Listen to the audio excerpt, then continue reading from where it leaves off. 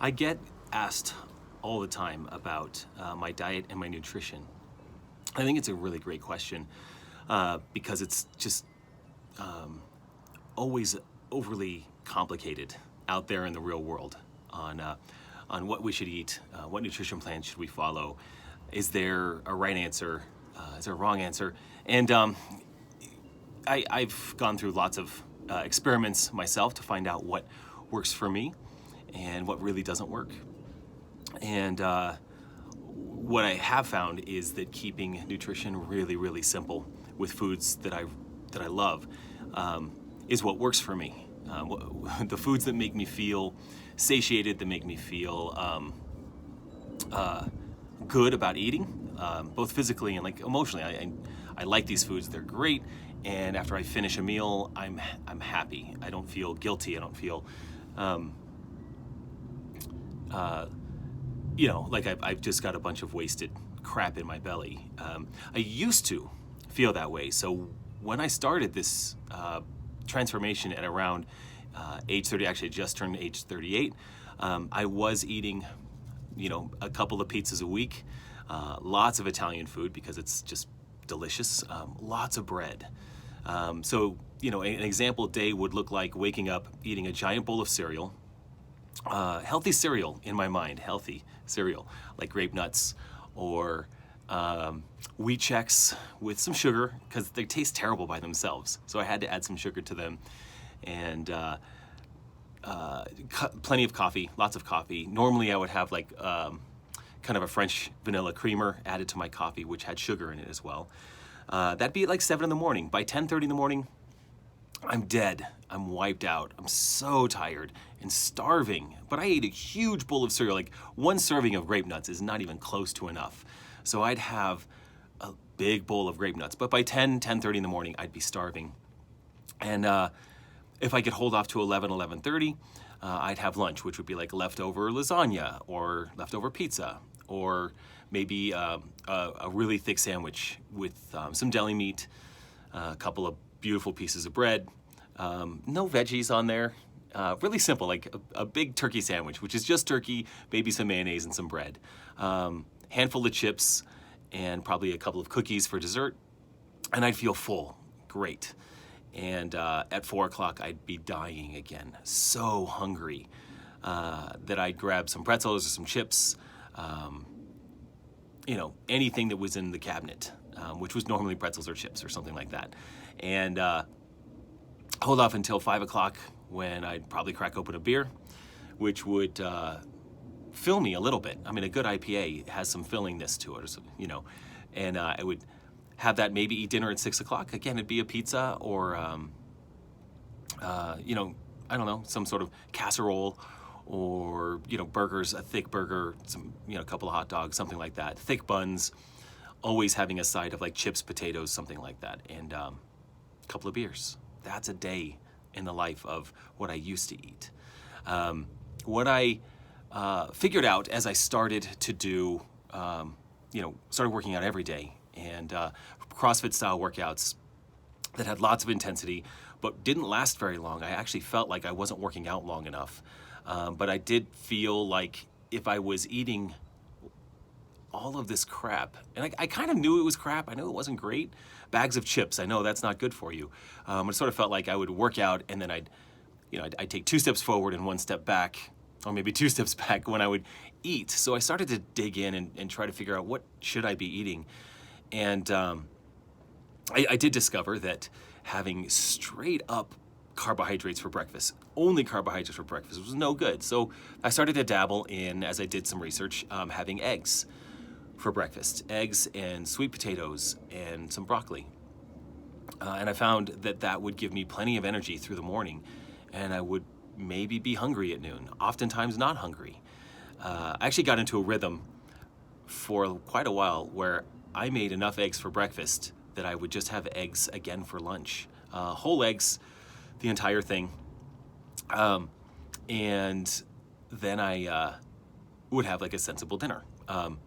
A sensible dinner meaning something that had some vegetables, some protein, and often some sort of carbohydrate like potatoes or I mean, I wasn't really dialed in at the time. I'd probably have some bread with dinner. The really big change came for me 2 years ago, just over 2 years ago, when I read a book called Undoctored, same author as a book called Wheat Belly. And there were some compelling arguments in there about how grain and grain-based diets, which is the American diet, is very much grain-based, actually have some real negative effects on our bodies. The book is uber thick, really good, but like if you just found the Cliff's Notes version of it, you'd be fine. And so 2 summers ago, I did an experiment for a week where I stopped eating grain altogether. No beers, no bread, no oats, no cereals, and I went with 100% vegetables and a little bit of fruit for my carbohydrates. Turns out, I didn't know it at the time, but I really dropped my carbohydrates significantly. I actually was under eating for about 6 months. I ended up qualifying for the CrossFit Games in 2018, having less than 100 carbohydrates per day. And then we started to pay attention a little more to what I was eating, measuring, and realized I needed more carbohydrates. So I just increased the amount of sweet potatoes that I ate, really, and the amount of fruit that I ate. But going back to testing out my first week without grain, I was really worried that I was going to be starving or my energy was going to be really low. And I remember that the Friday after a week of this was a hero workout. And it was a workout that had something like 100 really heavy thrusters, like 135-pound thrusters, and every minute on the minute, 5 burpees. I can't remember what the name of the workout is, but it's really challenging. And I had done it before, and I thought this would be an interesting test. It was a year later, and I had been a week without grains, and I crushed that workout. I felt great when it was over. First time I did it, I thought I was going to die when it was done. It took like 18 or 19 minutes, thought I was going to die. This time, after no grains, I felt great. So this idea that I needed grains, I needed beer, I needed bread in this teeny little week-long experiment that lasted 2 weeks, that lasted 2 months, that lasted 2 years so far, turned out to be a significant turning point for me. So now, keeping nutrition very simple, I don't measure my food. I don't track my food. I think it's a great idea to do that for a while, and we'll talk more about that in the future. I'll have Erin jump in with me on this. She is an amazing coach. She's an amazing nutrition coach, and she's helped me with all of this. You'll get to know her on this channel as well. But coming up this Friday, it will be CrossFit Open 20.3. I will actually do a video of my entire day preparing for a CrossFit Open workout, which is just a regular workout, just an everyday workout. It just happens to be one that's recorded and it's part of qualifying for the CrossFit Games. But I will include my entire day's worth of eating, preparing for the workout, strategy for the workout itself, and then recovering after the workout, and then I'll probably have a couple of other things that I do in training after the workout, and then how I eat that entire day. So you get to see what I eat an entire day with the CrossFit Open workout built into it. So I think that'll be pretty fun. But when it comes down to how I eat, I do follow a template in my mind, but it's really simple.